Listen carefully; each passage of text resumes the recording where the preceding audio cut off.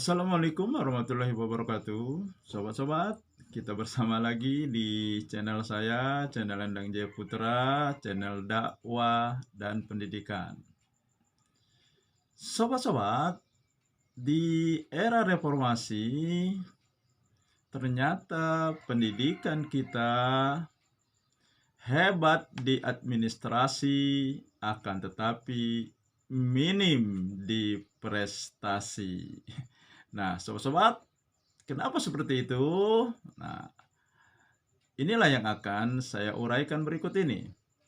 Jadi, terus pantau di channel saya, sobat-sobat.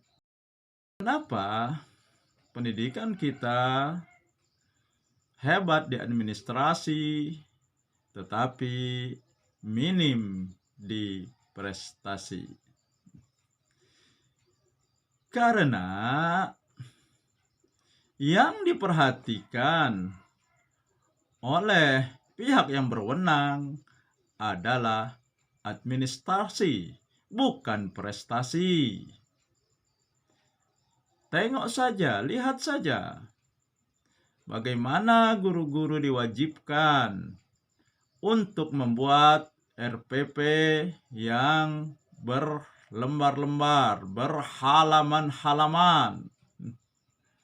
Tetapi itu bukan hasil pemikiran mereka, sobat-sobat. Karena RPP itu hanya di copy paste. Dan banyak waktu yang terbuang bagi guru-guru untuk mengurusi, menyelesaikan RPP yang akhirnya cuma menjadi tumpukan-tumpukan tak berguna di sekolah-sekolah.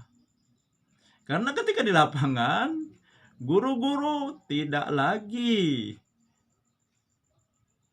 mengacu pada RPP. Karena memang RPP itu bukan mereka yang buat. Mereka hanya copy paste.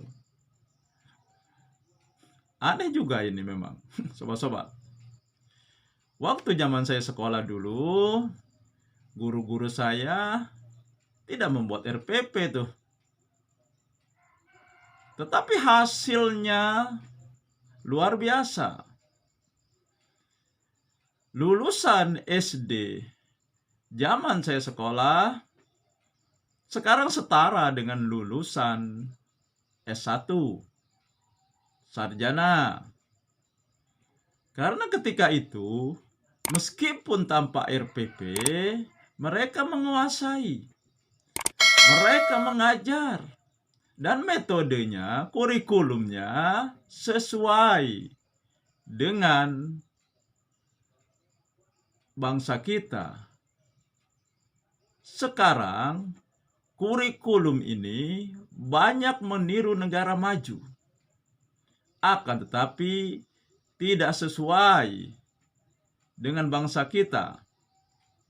Bahkan tidak didukung dengan SDM. Untuk apa? Harus ada KKM. Nilai terendah.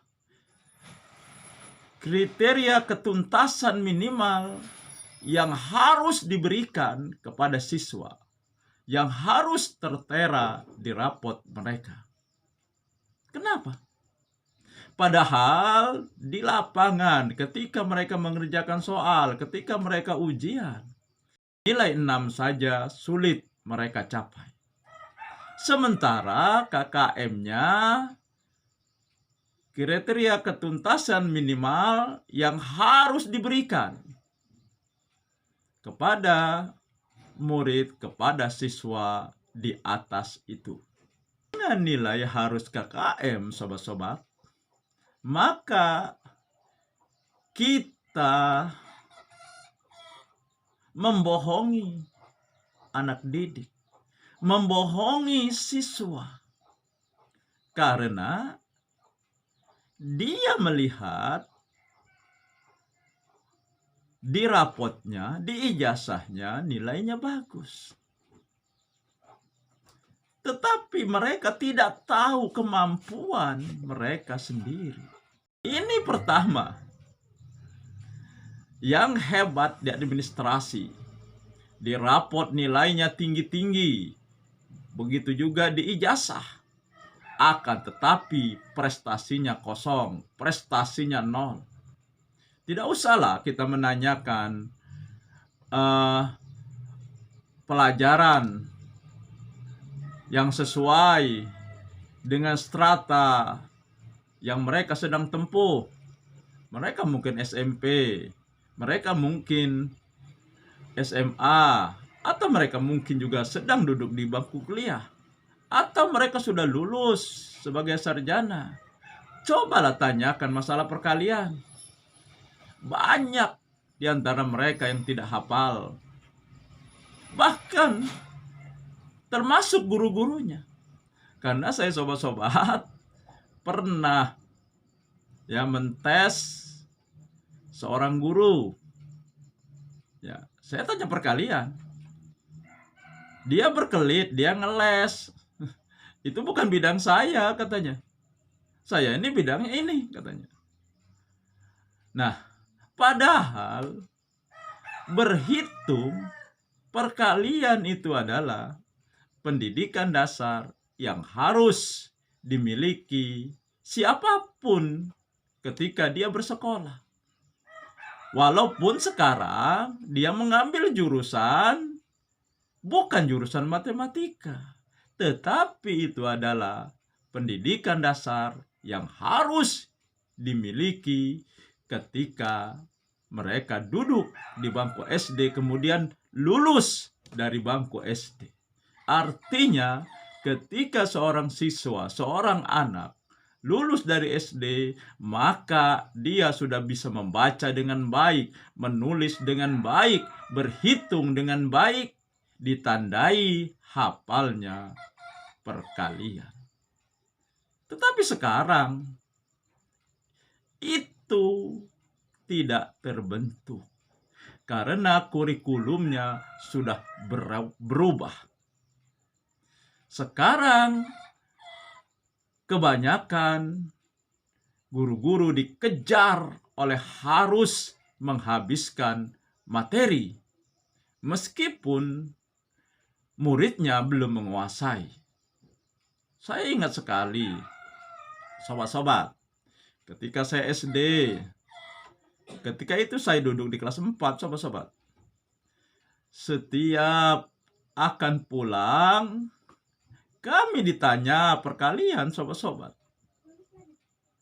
Kalau tidak hafal, tidak bisa menjawab, kami belum pulang. Sampai kami hafal. Dan ini adalah pendidikan yang baik. Siswa jadi termotivasi untuk menghafal, untuk bisa perkalian. Karena dia malu dan tidak bisa pulang cepat karena belum hafal perkalian. Maka amat jarang sekali siswa lulusan SD di zaman saya yang tidak hafal perkalian seperti sekarang ini. Dan saya juga sobat-sobat masih ingat sekali ketika di kelas 1 yang masih dalam proses pengenalan huruf, pengenalan angka, bagaimana menulis dengan baik. Ketika itu kami diajar menulis angka dari angka 1. 1 lembar penuh kami menulis angka 1 pada hari itu. Besoknya menulis angka 2 juga selembar penuh. Dan gurunya memperhatikan, memberi contoh bagaimana menulis angka yang benar. Begitu juga dengan menulis huruf, dari huruf A, B, sampai Z. Kami diberi contoh, diajari menulis huruf yang benar. Kalau salah, maka guru membenarkannya. sehingga angka dan tulisan kami baik dan benar. Tidak ada murid ketika itu yang menulis angka 3, angka 2 seperti angka 3, dan seterusnya.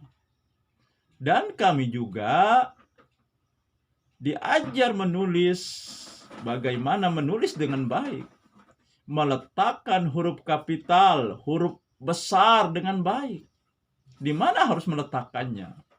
Tetapi sekarang siswa-siswa bahkan sampai tingkatan tertinggi menulisnya sembarangan saja, meletakkan huruf kapital, huruf besar. Kemudian sibuk mengerjakan administrasi. Sekolah sibuk mengerjakan administrasi ketika akan diadakan akreditasi. Kalau memang ingin benar-benar tahu mutu sekolah, tahu bagaimana kemajuan sekolah, sebenarnya tidak usah dikabari. Datang saja langsung ke sekolah tersebut. Tidak perlu dikabari, dipersiapkan. Dan banyak pengawas-pengawas yang harusnya datang ke sekolah, tidak datang ke sekolah. Tetapi mereka hanya meminta administrasinya saja, hanya meminta bukti tertulisnya saja.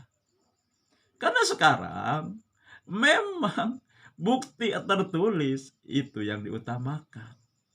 Sementara keadaan di lapangan, keadaan sebenarnya yang di lapangan itu tidak diperhatikan. Baru diperhatikan ketika ada pemeriksaan, ada pengawasan, mulai berbenah diri, bersibuk diri, mempersiapkan agar ketika pengawas datang, pemeriksa datang, sekolah tersebut sesuai dengan harapan mereka. Nah, sobat-sobat, demikian yang saya sampaikan. Semoga ini mencerahkan dan menginspirasi. Nasrum min Allah Qorib. Wassalamualaikum warahmatullahi wabarakatuh.